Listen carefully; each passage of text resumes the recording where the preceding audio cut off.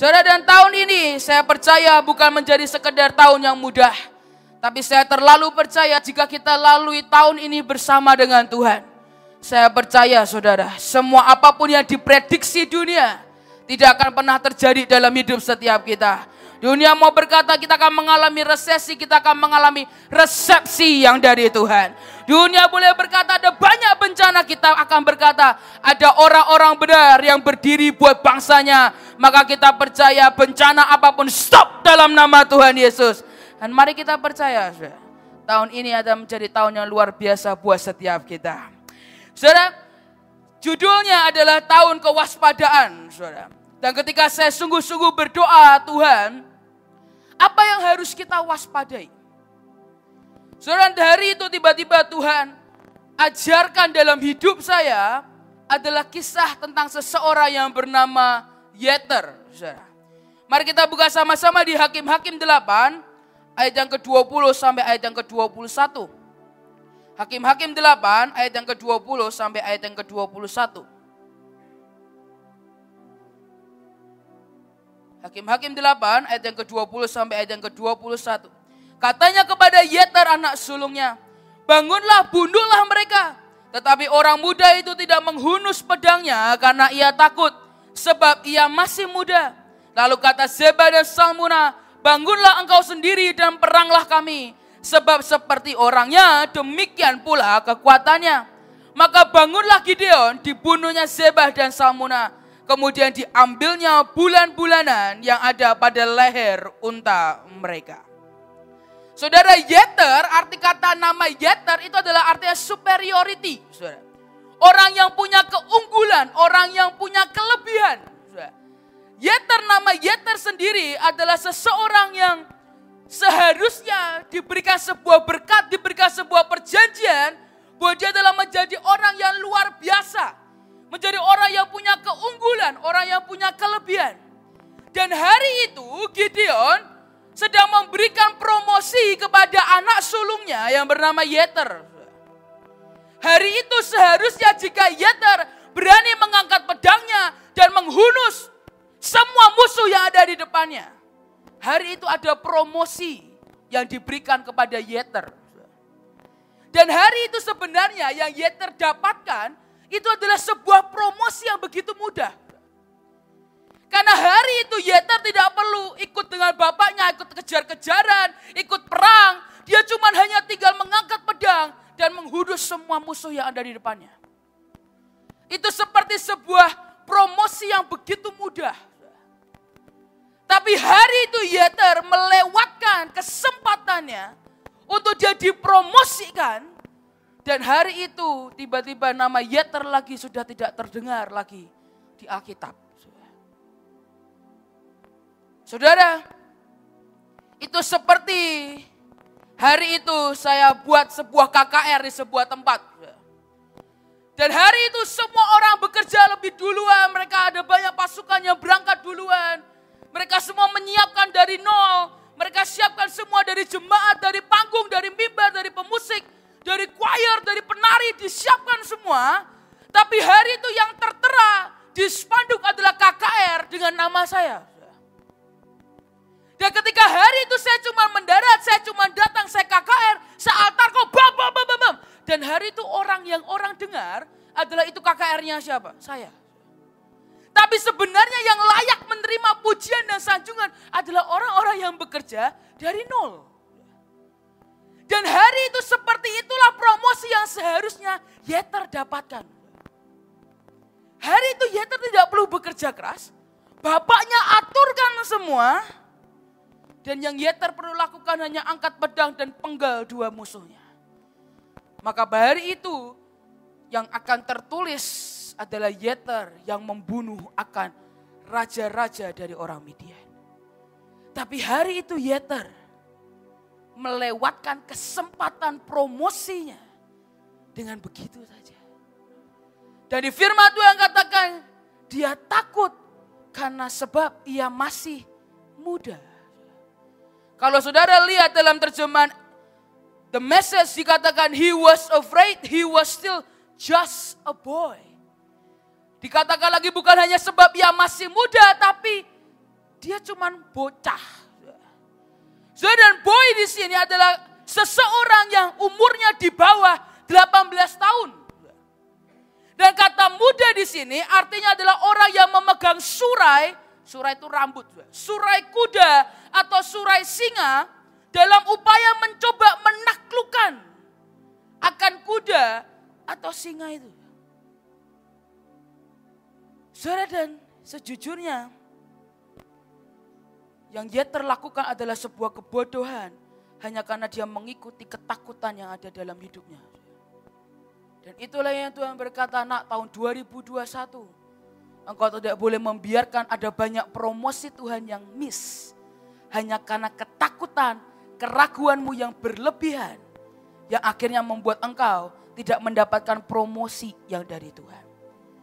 Tapi saudara, hari itu ketika saya pelajari ini, ketika kata muda adalah orang yang memegang surai kuda atau surai singa dalam upaya mencoba menaklukkannya, artinya Tuhan mau berkata, seringkali dalam kehidupan anak muda di dalam kita, itu ada kegarangan, keganasan singa dan keliaran kuda. Dan mungkin saudara bertanya, saya kok kamu kok khotbah, ini kan bukan youth. Saudara, karena kedewasaan itu bukan tentang umur. Ada begitu banyak orang yang umurnya sudah cukup tua. Tapi banyak orang masih belum bisa menaklukkan kegarangan, keganasan singa dan keliaran kuda di dalam hidup kita. Dan itu masalah. Karena ketika kita tidak bisa menaklukkan itu, maka kita tidak akan pernah bisa mendapatkan promosi dari Tuhan. Ketika semua keliaran dan kegarangan dalam bentuk apapun tidak bisa kita kendalikan, kita tidak bisa menempatkan emosi kita dengan benar, maka kita ada dalam masalah besar. Saudara, kalau saudara mengerti di zaman dulu, seorang raja itu akan ikut berperang dalam peperangan. Ada banyak orang salah menangkap bahwa dalam peperangan, raja itu nggak pernah ikut perang. Salah, raja kan pemimpin paling depan. Maka raja itu punya kuda khusus. Dan kuda ini dilatih. Dilatihnya dengan cara apa? Dilatihnya adalah di dekat kuda itu berjalan dikasih bom. Dan kuda itu akan dilatih sampai kuda itu tidak kaget. Karena kalau kuda kaget, kudanya panik, gampang takut. Kudanya naik, rajanya jatuh, mati, game over. Saudara, peperangan hari itu. Maka kuda itu akan dilatih dengan semua ledakan yang diledakkan di dekat kakinya. Dilatih dengan demikian rupa sampai dia tidak panik dan dia bisa tetap dengan tenang mengendalikan semuanya. Artinya saudara, semua kuda liar dalam hidup kita itu bisa ditaklukkan. Semua kegarangan, semua apapun yang membuat kita tidak bisa mengontrol emosi dalam hidup kita, itu bisa dikontrol. Saudara, saya mengerti Indonesia sedang tidak dalam kondisi yang baik. Kita mengerti dalam awal-awal Januari saja, sudah ada begitu banyak dimulai dari pesawat jatuh, bencana dan sebagainya. Saudara, karena berita begitu heboh dan viral akan pesawat jatuh, maka muncullah banyak film-film tentang pesawat itu muncul. Saudara, ketika saya lihat ada satu film yang ingin saya tonton, dan saya tonton subuh-subuh. Saya tidak bisa tidur, saya tiba-tiba kepingin tonton. Ini adalah film kisah nyata, judulnya adalah The Captain, film Cina. Tapi ini kisah nyata tentang bagaimana seorang pilot berhasil menurunkan atau menyelamatkan 119 penumpang di pesawatnya. Padahal kondisinya kaca depannya pecah. Saudara, ketika itu pecah, bam, kopilotnya sempat keluar dari pesawat. Tapi untung pakai sabuk dan pegangan. Tapi dia ada benar-benar di luar dari pesawat itu. Saudara, ketika pilot ini, kaptennya dia lihat itu. Saudara, saya lihat di filmnya, mereka sih mengaku didramatisir. Saudara. Tapi ketika saya lihat film ini, pilot ini bisa dengan begitu tenang. Dia kendalikan pesawatnya. Dia coba turunkan supaya tekanan udaranya tidak terlalu tinggi. Dia coba turunkan Saudara, hari itu saya bisa melihat bagian ketenangannya pada seluruh pesawat. Saudara lihat filmnya, itu porak-poranda. Tapi ketika itu saya melihat dengan bagaimana kapten ini punya sebuah ketenangan yang luar biasa. Membuat sampai akhirnya dia bisa mendaratkan pesawat itu. Dan semuanya penumpang sampai kru pesawat tetap hidup. Tapi kemudian film ini ditarik mundur adalah ternyata kapten ini. Dia suka menenangkan dirinya, dia tahu melatih dirinya. Dia, kalau di kamar mandi dia akan set timer. Selama 15 menit dia akan coba tahan nafasnya. Dan dia dengan kucuran air dia tahan nafasnya dan dia coba tenang. Dan dia lakukan itu hampir setiap hari. So ketika saya lihat itu, saya bisa melihat bagaimana kopilotnya panik, takut. Ada kapten satu lagi cadangan panik juga, tapi dia bisa dengan tetap tenang. Sekalipun semua orang panik, kapten ini, cuman kapten ini. Sampai akhir, tidak nangis, ketawa juga tidak, apa enggak, tenang. Tapi hari itu saya tahu, setelah dia pulang, dia lihat anaknya, dia baru nangis. Tapi hari itu saya melihat bagaimana ketenangan itu dia punya ketika yang lain mengalami ketakutan yang begitu luar biasa. Tapi ketenangan itu, saudara, karena hari itu Yeter, dia tidak bisa mengontrol emosi negatif di dalamnya. Dan akhirnya membuat dia mengambil keputusan yang salah. Ketakutan itu emosi negatif. Dan hari itu dia tidak bisa kontrol, dia tidak bisa atur semua kuda liar, semua singa liar di dalamnya. Membuat akhirnya dia mengambil keputusan yang salah. Dan hari ini saya sungguh berdoa, jangan ada di antara kita. Mari saudara, jangan biarkan ketakutan menguasai saudara. Dan ujungnya membuat saudara mengambil keputusan yang salah. Hari itu Elia karena ketakutannya membuat dia lari dari destininya. Seseorang yang menurunkan api dari langit. Seseorang yang membunuh ratusan Nabi Baal. Hari itu karena pesan dari Isabel membuat seorang yang bernama Elia ketakutan. Dan dia memilih untuk lari. Dan pada akhirnya seperti yang kita mengerti, Tuhan berkata, Elia kamu ngapain di sini? Dalam terjemahan dikatakan, kamu itu siapa Elia? Seakan-akan Tuhan mau berkata, masakah kamu tidak ingat bahwa kamu adalah seseorang yang akan kupakai dan kusertai. Tapi hari itu membuat Elia begitu ketakutan. Dan ujungnya dia tidak bisa menyelesaikan destininya. Dan harus dioper ke orang lain. Hari itu ada begitu banyak tokoh di Alkitab. Yang karena ketakutannya dia memutuskan untuk lari. Yakub takut dengan Esau. Dia memutuskan untuk lari. Karena lari adalah cara yang paling mudah. Percayalah itu. Tapi percayalah ketika kita lari kepada seseorang yang salah. Itu justru akan membuat kita tambah terperosok jatuh. Sedangkan 2021 adalah tahun di mana kita harus angkat pedang kita. Dan bukan memilih untuk menaruhkan pedang kita seperti Yeter. Hanya karena kita ketakutan. Sudah ada begitu banyak hamba Tuhan yang berkata killed or to be killed tahun ini. Engkau membunuh atau engkau akan dibunuh. Saudara, saya ketemu dengan seorang tentara. Dia dulu ikut tentara. Hari ini sudah dia keluar, dia jadi veteran. Dan tiba-tiba saudara dia tidak kenal saya tidak kenal beliau, kita baru ketemu mungkin. Baru tiba-tiba sehari kenalan dan segala macam. Saudara. Dia bahkan sempat temani saya cari oleh-oleh. Saudara. Tiba-tiba dia tanya, kamu mau beliin kado apa buat papimu? Saya bilang, papi saya? Iya, papimu mau dibeliin kado apa? Saya bingung jawabnya. Saya bilang, papi saya sudah di surga, gak perlu oleh-oleh. Saya bilang, dia punya semua di surga. Jadi kita gak ngerti satu sama dengan yang lain. Saya percayalah sampai dia tanya seperti itu, artinya dia tidak kenal saya. Hari itu tiba-tiba dia cerita di mobil, dia berkata, di mental seorang tentara, di militer dilatih, kill or to be killed, tiba-tiba. Dia bilang di tentara engkau harus punya mental, bunuh atau engkau akan dibunuh. Kalau di dalam kasus mereka benar-benar membunuh orang.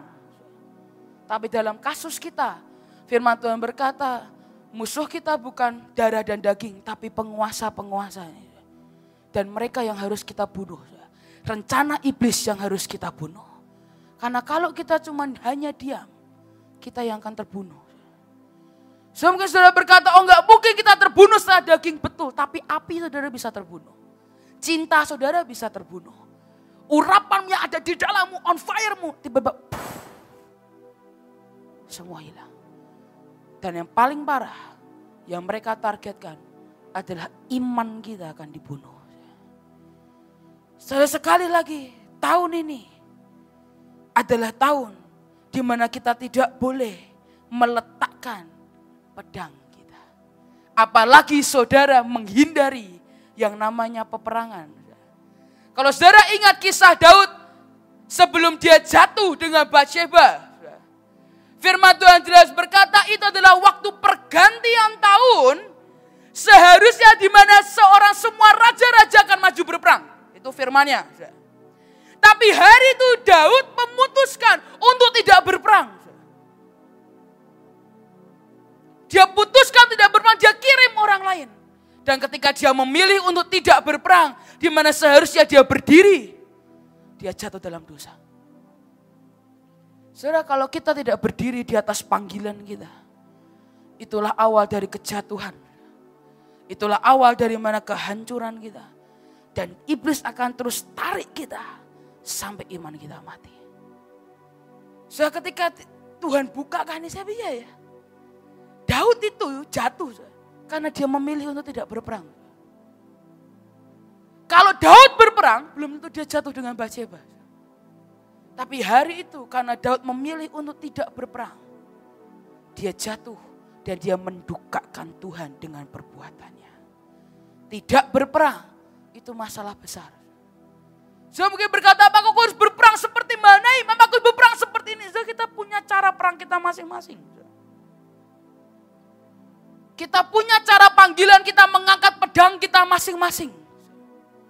Ketika saudara di rumah dan saudara tahu something wrong dengan bisnisku, angkat pedangmu. Pedang apa? Firmanmu.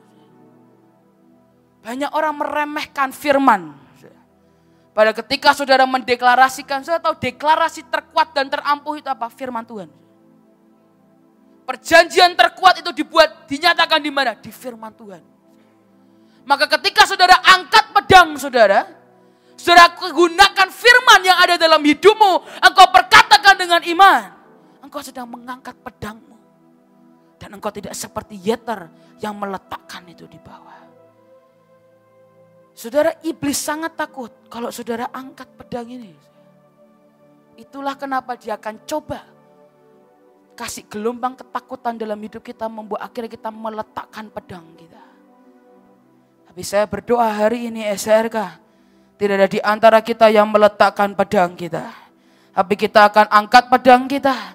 Dan kita akan berperang sampai lawatan terbesar itu akan terjadi. Sampai terobosan itu terjadi. Sampai kita melihat apa yang seharusnya menjadi jatah kita. Itu yang terjadi dalam hidup setiap kita. Dan saya sungguh berdoa, jangan ada biarkan di antara kita yang iman kita mati. Dan membuat akhirnya kita memilih untuk meletakkan pedang kita. Tapi kemudian Tuhan berkata, nah ada yang kedua. Mazmur 137 ayat yang pertama sampai ayat yang kedua. Mazmur 137 ayat yang pertama sampai ayat yang kedua.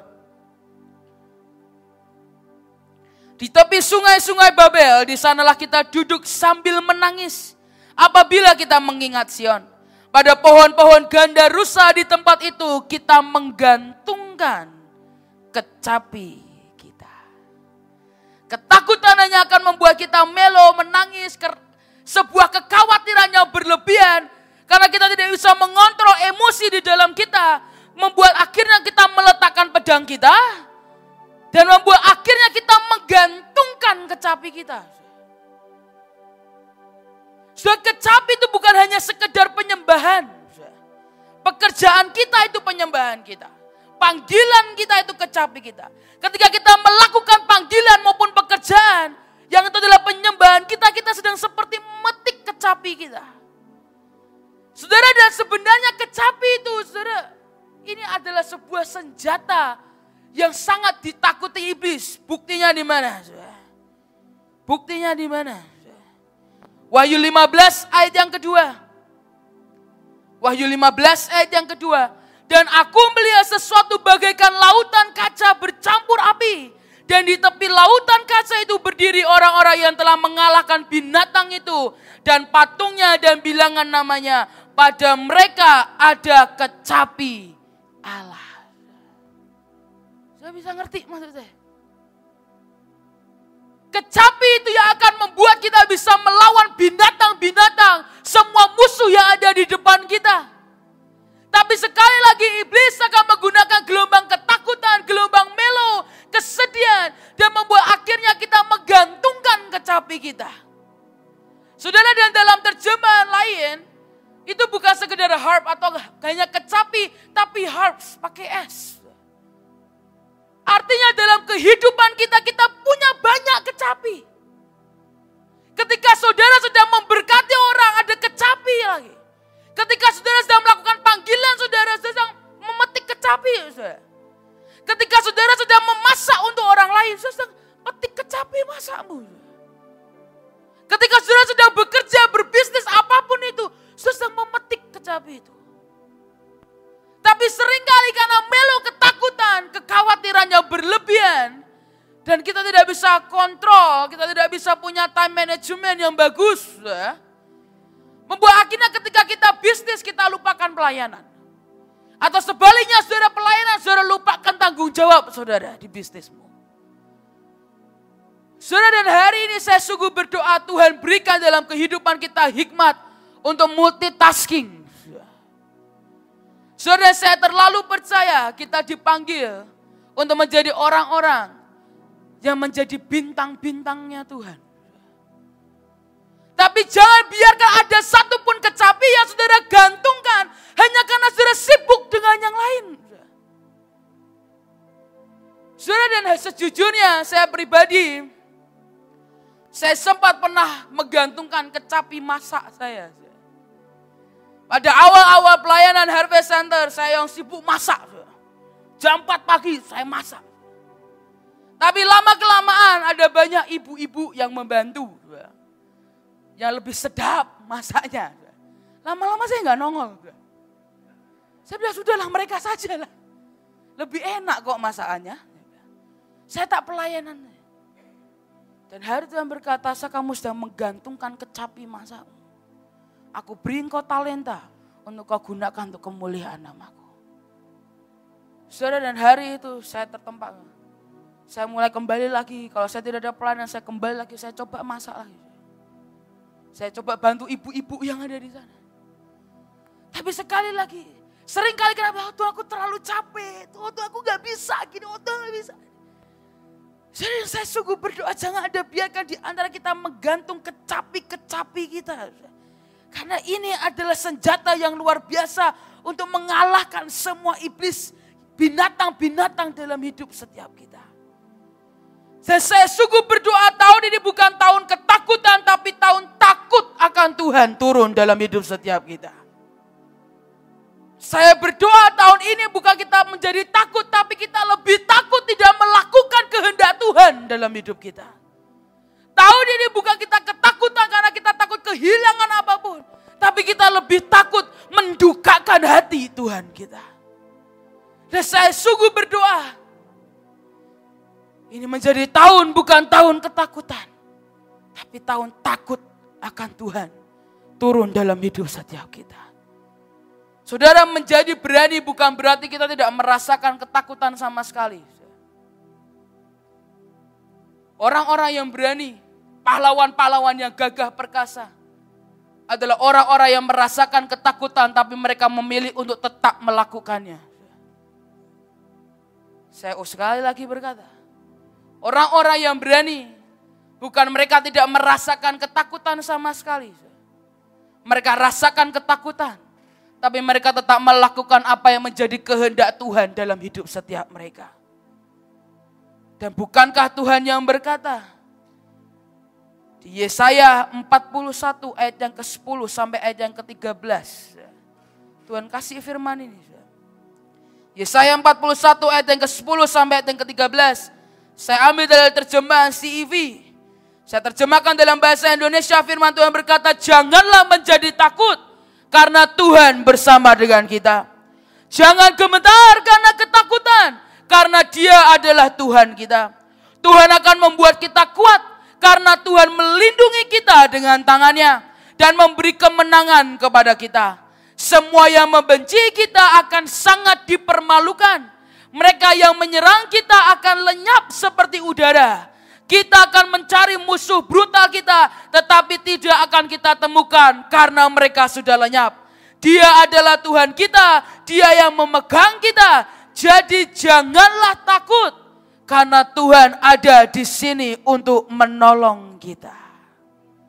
Saudara, dan kalau berkali-kali firman-Nya berkata, jangan menjadi takut, janganlah gemetar, janganlah menjadi takut. Artinya memang Tuhan mau berkata, nak, jangan biarkan ketakutan membuat akhirnya kita meletakkan pedang kita dan membuat kesalahan yang konyol seperti Yeter. Tapi tahun ini, mari kita nikmati promosi yang dari Tuhan. Mari kita nikmati kairos yang dari Tuhan. Mari kita nikmati semua berkat yang dari Tuhan. Dan jangan biarkan ketakutan membuat kita kehilangan semua promosi yang Tuhan sudah sediakan dalam hidup setiap kita.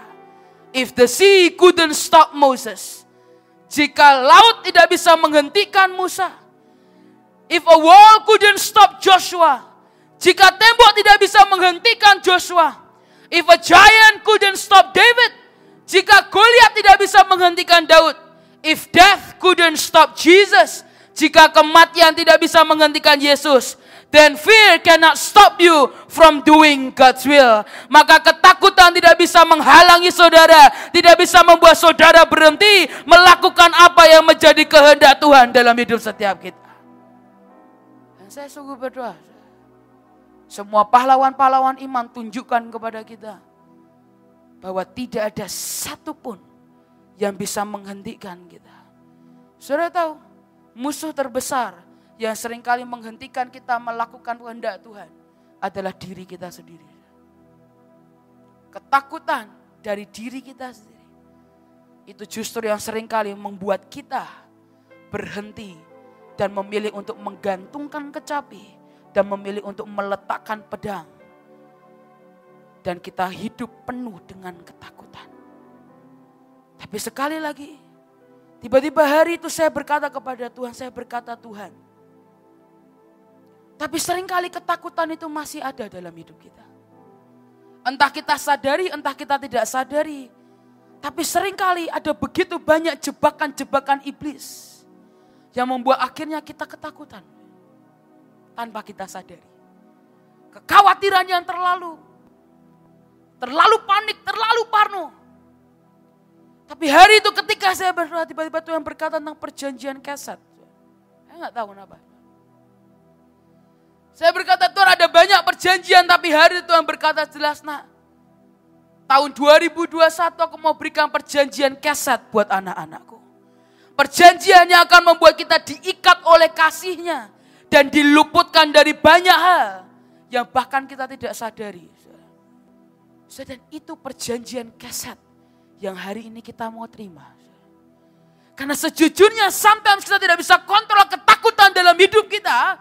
Kita sudah coba tapi seringkali tidak bisa. Dan membuat akhirnya kita memilih pilihan yang salah. Tapi perjanjian Kesed itu yang akan mengikat kita dengan tali kasih-Nya.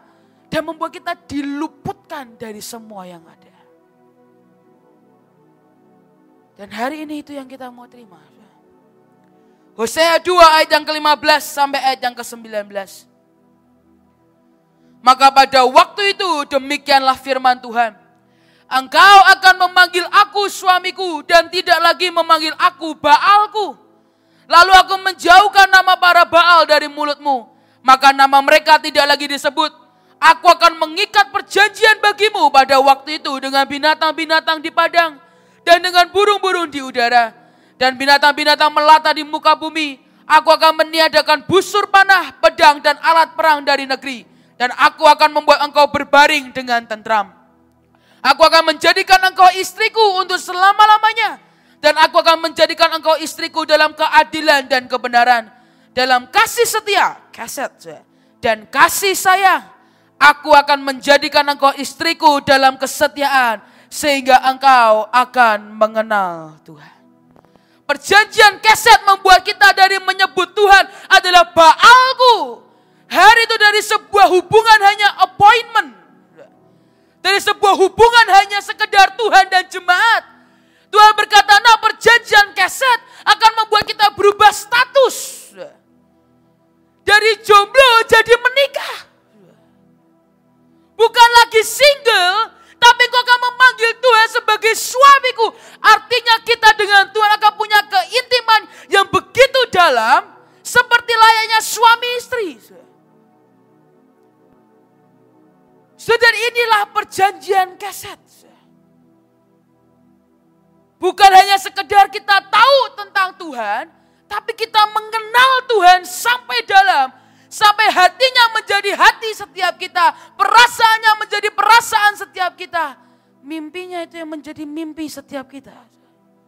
Seperti dua menjadi satu, kita dipersatukan dengan Bapa, Putra, dan Roh Kudus. Dan hari itu kita diikat dengan tali kasih setia dan kasih sayang Tuhan. Saudara, kitab Hosea adalah menceritakan tentang bagaimana Hosea disuruh menikahi seorang pelacur. Saudara, sebenarnya kisah Hosea adalah ingin menceritakan bagaimana Tuhan mau menikahi bangsa Israel yang seperti pelacur sekalipun. Karena mereka melacur kepada Baal-Baal. Dan hari itu seperti Tuhan mau menikah dengan bangsa Israel. Maka itu seperti cerita Hosea menikahi seorang pelacur. Saudara, dan di dunia ini ada sebuah stereotip yang menurut saya cukup aneh. Tapi saya nggak ngerti ini benar atau tidak. Tapi beberapa orang bilang benar. Ada perkataan orang bilang begini. Untuk perempuan menerima kelemahan masa lalu pria itu masih bisa. Tapi untuk pria menerima kelemahan masa lalu wanita itu sulit katanya. Saya mikir, why? Kalau dua-duanya busuk gimana? Masa kita perempuan gak boleh gak terima? Rada aneh. Tapi beberapa orang berkata ya seperti itu. Dan hari ini saya memikir ada banyak orang lebih menunjuk tangannya ketika dia melihat seorang perempuan menjadi pelacur, wali pelacur. Tapi ketika seorang pria melakukan banyak zina, jarang itu ditunjuk-tunjuk. Ya kan? Dulu yang dirajam batu itu selalu pelacur loh. Kenapa yang pakai dia tidak dirajam sekalian? Karena hari itu saya mengerti, oh, ini kayak ada yang aneh di dunia ini deh. Tapi hari itu saya bisa membayangkan posisi Hosea untuk menikahi seorang pelacur. Dia harus menanggung, mungkin bisa jadi ini punya penyakit kelamin. Bisa jadi anaknya cacat. Bagaimana dengan nasib nama keluarga Hosea? Ini aib loh. Tapi hari itu Hosea tetap menikahi seorang pelacur. Dan itu adalah sebenarnya perjanjian keset. Bagaimana Tuhan tetap mau menikahi kita. Para mempelai-mempelainya yang seringkali masih menjadi pelacur mimbar. Yang bagaimana seringkali masih menjadi pelacur untuk uang. Bagaimana kita seringkali masih menjadi pelacur buat dunia ini. Tapi hari itu Tuhan mau berkata, nah, tapi aku mau ikat engkau dengan tali kasihku. Dengan perjanjian keset.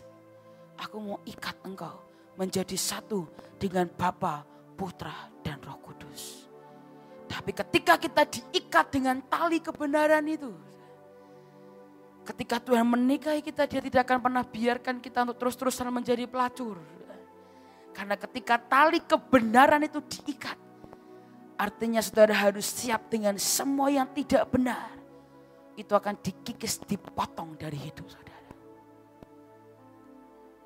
Tapi itulah kasihnya yang orang berkata reckless love. Sebuah cinta yang reckless. Sebuah cinta yang tidak dipikir. Sembrono. Tapi itu keset.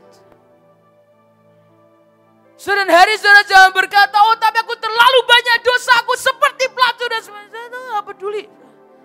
Kalau hari ini saudara mau berkata, Tuhan, ikat aku dengan perjanjian kesetmu. Artinya saudara siap, saudara berkata, Tuhan, ketika kau ikat aku dengan tali kebenaran, maka semua yang tidak benar, semua yang najis, semua yang kotor, itu akan dikikis dan dipotong dari hidupku. Dan ketika itu terjadi, akan turun sebuah favor dalam hidup setiap kita. Saudara, ada yang namanya covenantal favor. Sebuah favor yang kita dapat karena adanya covenant antara kita dengan Tuhan. Ketika kita diikat dengan sebuah perjanjian, hari itu ada favor yang akan turun dalam hidup setiap kita. Secara umum kita punya perjanjian. Tapi dengan masing-masing pribadi antara dengan Tuhan, kita dengan Tuhan, kita tuh punya perjanjian masing-masing dengan Tuhan. Sudah saya masih ingat, kali pertama Tuhan buat perjanjian dengan hidup saya, adalah perjanjian dengan nama saya, adalah perjanjian Hadassah. Hari itu saya masih gak mengerti, papi saya masih hidup. Tapi saya masih ingat hari itu adalah ketika kebaktian youth di kota Semarang. Dan ketika saya menari, saya sujud di tengah-tengah mimbar. Dan hari itu Roh Kudus berkata, saya bilang ke Tuhan, Tuhan, Hadassahmu menghadap. Saya gak ngerti.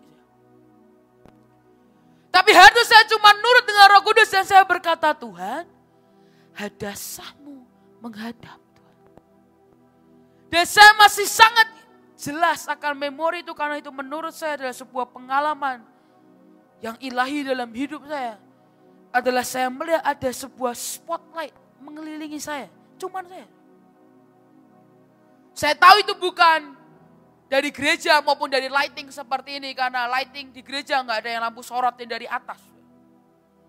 Dan saya tahu di atas saya tidak ada lampu. Tapi ketika itu saya lihat ada sebuah lampu sorot. Cuma mengelilingi di sekitar saya.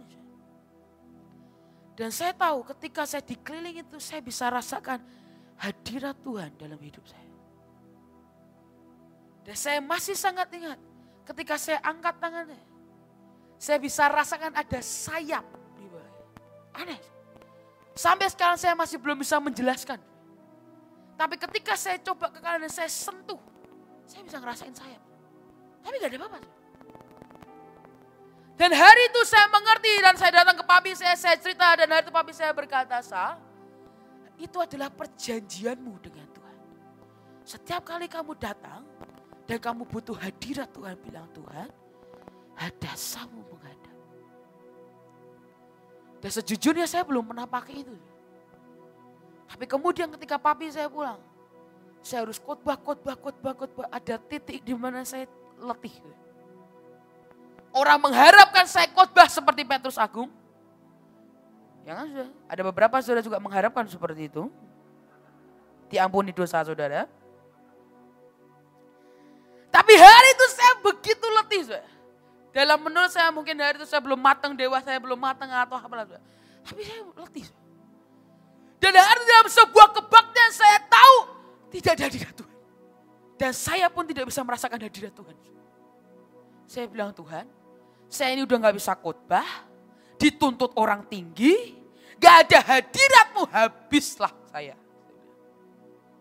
Dan hari itu Roh Kudus ingatkan, panggil, bilang, Tuhan, Hadassahmu menghadap. Saya berlutut. Di tengah-tengah kebaktian saya berlutut. Dan saya bilang, Tuhan, Hadassahmu menghadap. Dan saya lihat spotlight itu keluar lagi. Tapi ketika itu saya lihat semakin besar. Dan itu mencakup sampai satu ruangan. Dan di situ saya tahu hadirat Tuhan turun dalam hidup saya. Dan ketika itu setiap kali saya puasa Ester. Tuhan itu kalau suruh saya puasa Ester tidak pernah buat diri saya.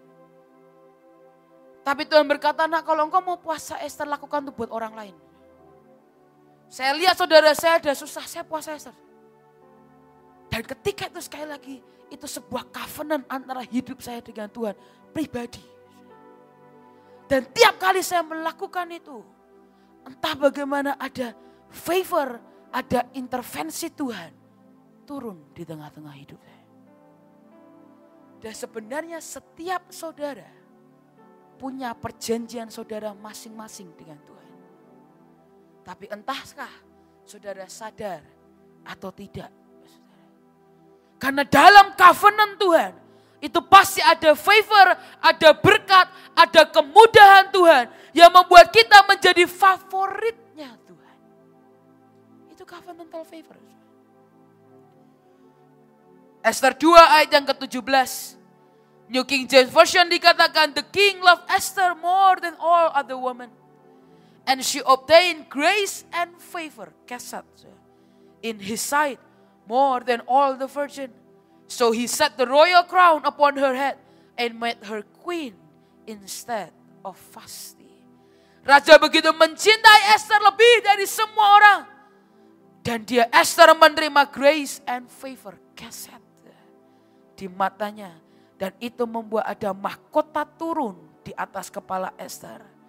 Dan dia yang menjadi ratu dan bukan Vashti.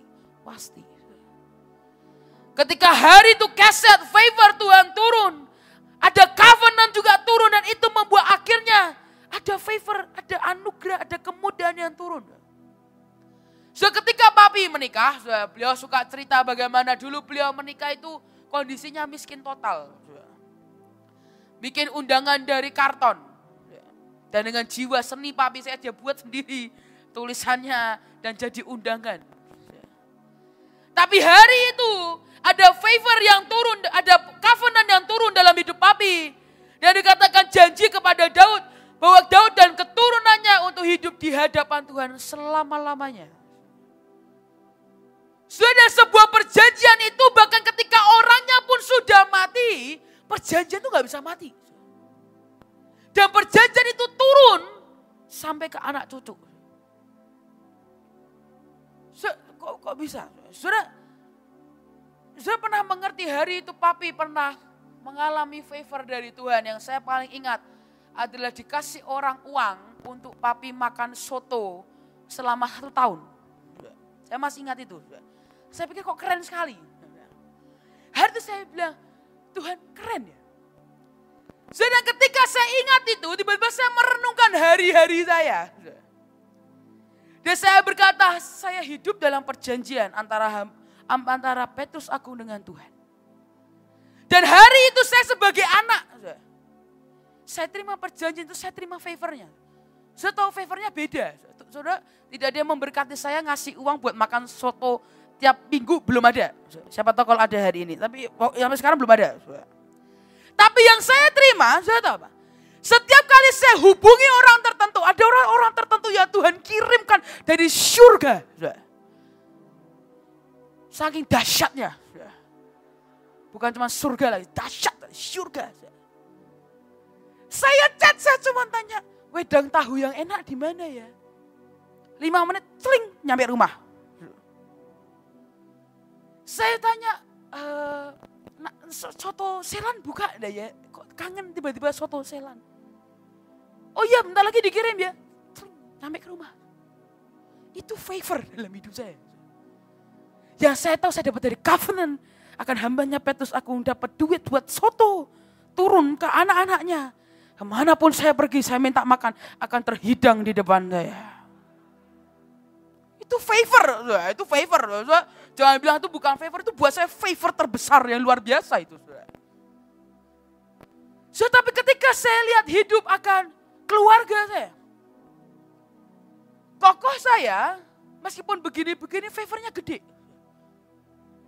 Saya sampai rada bingung kadang-kadang. Ini anak kadang pelayanan juga kagak. Saya bilang. Tapi kok favornya besar? Saya tahu dia dapatkan favor. Karena sebuah perjanjian turun-temurun dari papi. Saya lihat cici saya. Dia menikah.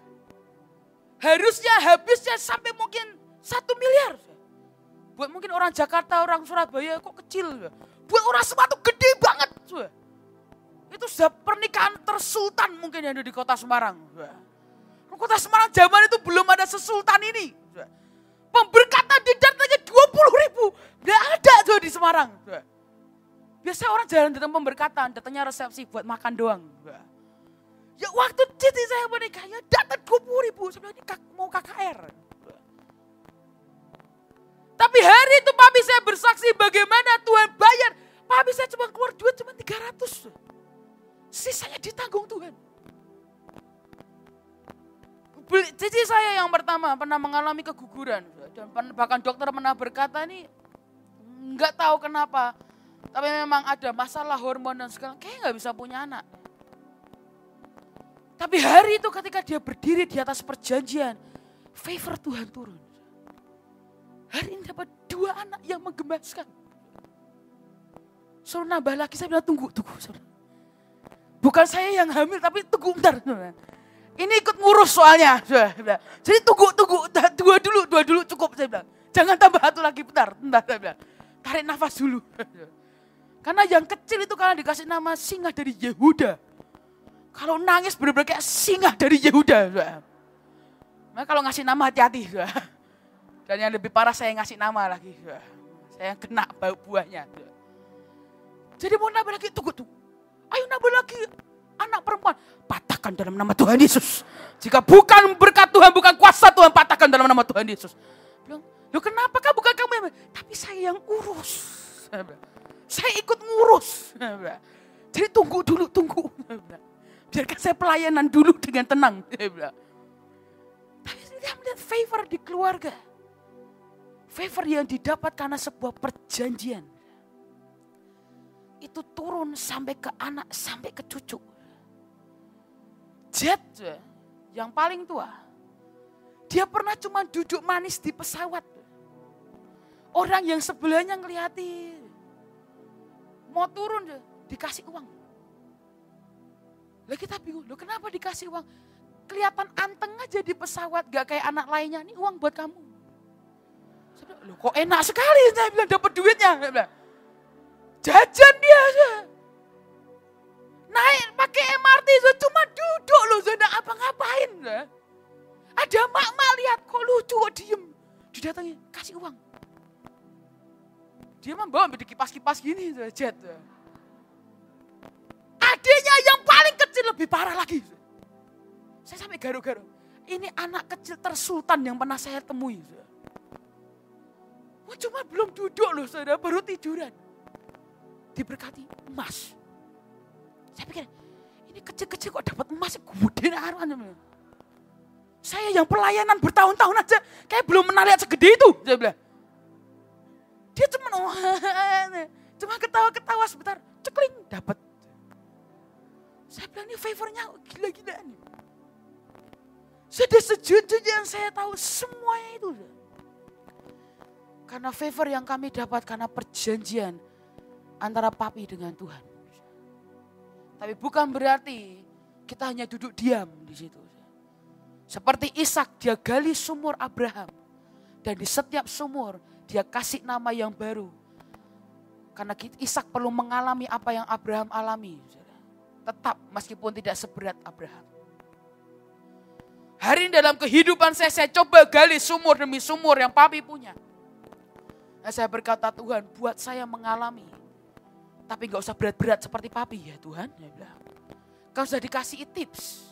Jadi tidak perlu melakukan kesalahan yang sama. Tapi kita tetap perlu gali.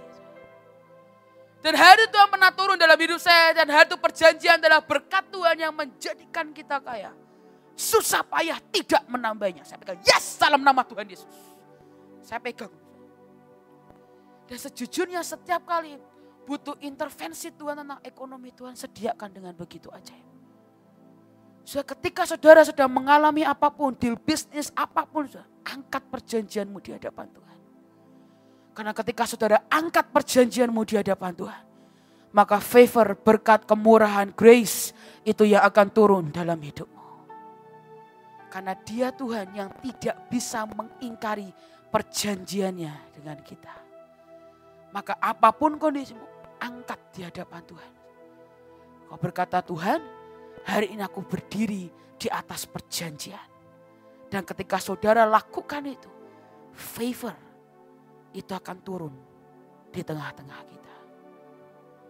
Saudara, dalam keluarga saya mengalami favor yang luar biasa. Saya masih ingat juga, saya pernah pergi ke Korea, mungkin tahun-tahun, mungkin hampir 4 tahun, 5 tahun yang lalu.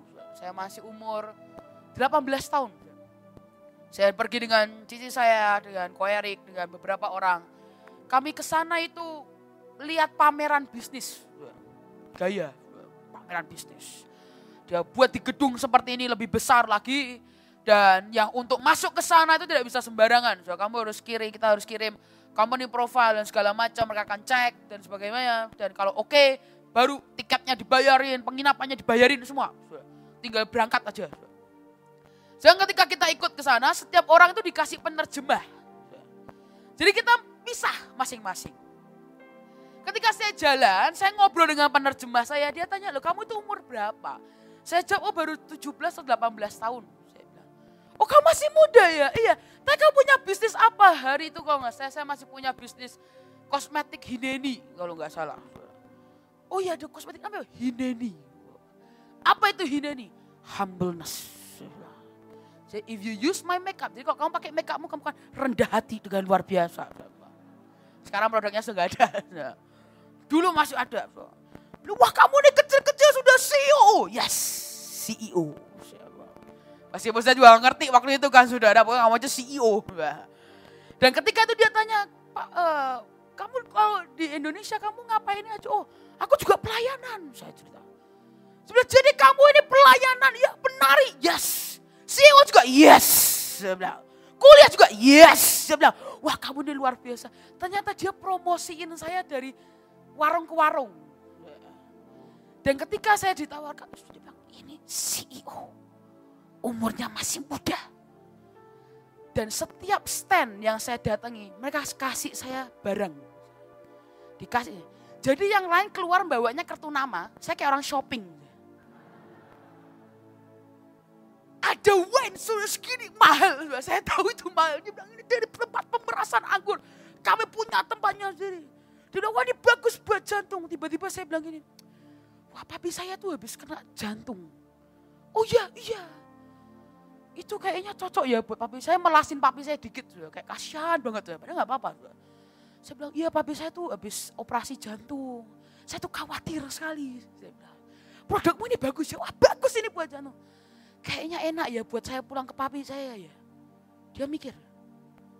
Terus dia tanya, lah kamu mau kerja sama? Oh, kalau ini buat papi saya bagus. Saya akan buat ada kerjasama antara Korea dan Indonesia. Saya bilang. 18 tahun gedebus. Dikasih segini. Saya pulang gotong. Saya bilang itu banyak mahal, biarin. Saya bilang buat papi saya di rumah. Orang saya bawa gentong-gentong. Saya bawa, jadi orang bingung. Keluar yang lain cuma bawa kartu nama. Saya bawa kayak orang shopping. Taruh, balik lagi. Muter lagi. Bawa lagi. Kayak belanja. Tapi gratis. Saya lihat cici saya. Jalan, diikuti orang dari belakang saya. Loh kamu kok diikuti? Ternyata dianggap ini kok perempuan cantik sekali. Melebihi orang-orang Korea, oplas dimanapun. Ini kok cantiknya natural sekali. Jadi dibawa ibarat suruh endorse.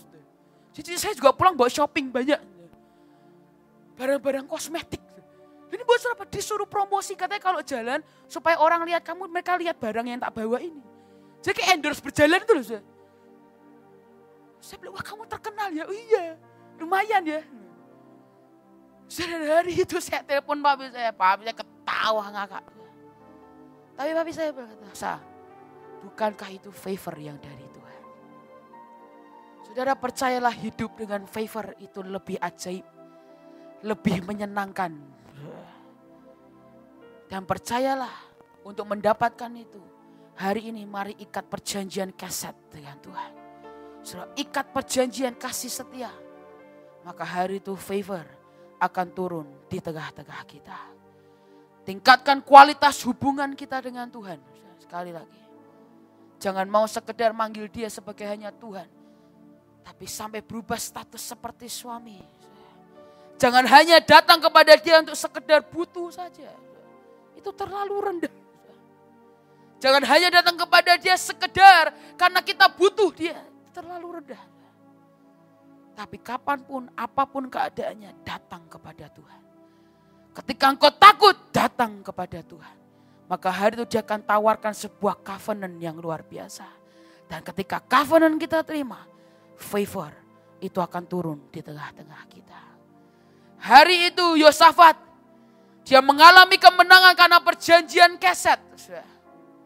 Hari itu ketika dia sebelum maju berperang, dia ketakutan, dia memilih untuk lari kepada Tuhan. Dan ini perbedaannya. Yeter juga takut tapi dia lari. Tapi Yosafat dia takut, dia lari ke Tuhan. Dan ketika dia lari ke Tuhan, hari Tuhan berkata, kemenangan akan terjadi. Dan hari itu Yosafat taruh puji-pujian para pemusik semua. Kalau sekarang WL semua taruh depan. Dan mereka menyanyi bahwasanya untuk selama-lamanya kasih setianya. Dan hari itu sebuah tindakan di mana mereka berkata, aku berdiri, aku berperang dengan perjanjian Keset yang dari Tuhan. Dan hari itu Yosafat mengalami kemenangan yang bukan seperti layaknya kemenangan biasa. Bukan dengan cara manusia, saling berantem. Yosafat datang, boom, semua sudah mati. Dan hari itu yang Yosafat lakukan cuma menjarah.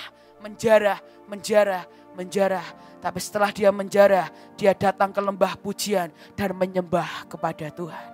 Karena Yosafat tahu, dia mengalami kemenangan. Bukan karena kehebatannya, tapi dia mengalami kemenangan karena perjanjian Keset ada dalam hidup Yosafat. Dan hari itu perjanjian itu membuat favor turun dalam hidup Yosafat. Kita takut lari ke Tuhan. Jangan seperti Elia, jangan seperti Yeter, jangan seperti Yakub yang kita lari justru menjauh dari Tuhan. Tapi hari kita mau berkata, Tuhan, sekalipun aku mengalami kegentaran, tapi aku akan lari kepadamu.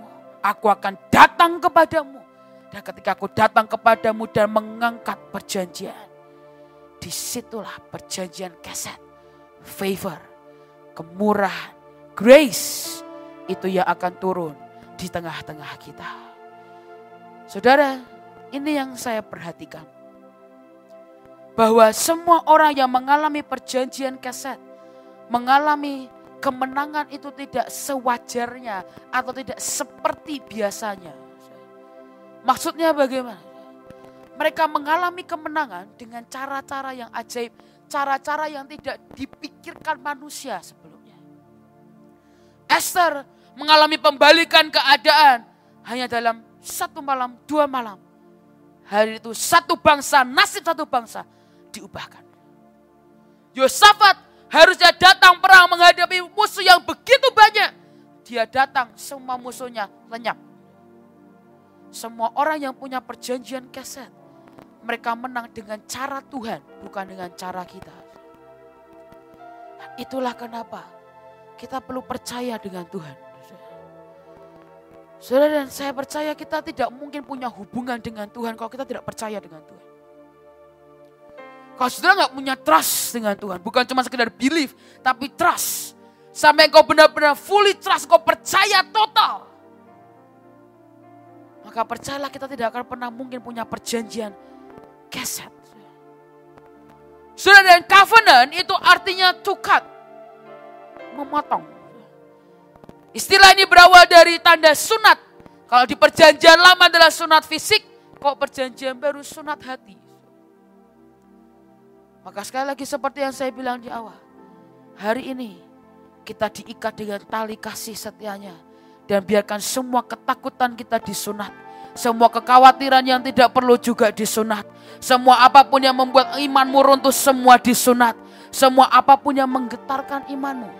Hari ini izinkan Tuhan mensunat, memotong semuanya. Dan hari ini kita berdiri di atas perjanjian. Dan hari ini kita mau lakukan ini. Apakah saudara sudah terima perjamuan kudus? Jika ada yang belum, boleh angkat tangan. Jika ada yang di belakang, di kiri, di kanan ada yang belum dapat perjamuan kudus, boleh minta tolong usher untuk membantu. Dipakai memang.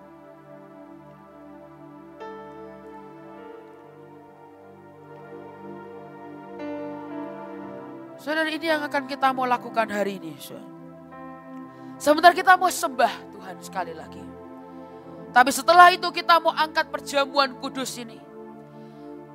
Tanda kita hari kita mau berkata, Tuhan, ketika aku minum anggur ini, kami dipersatukan dengan Bapa, Putra, dan Roh Kudus.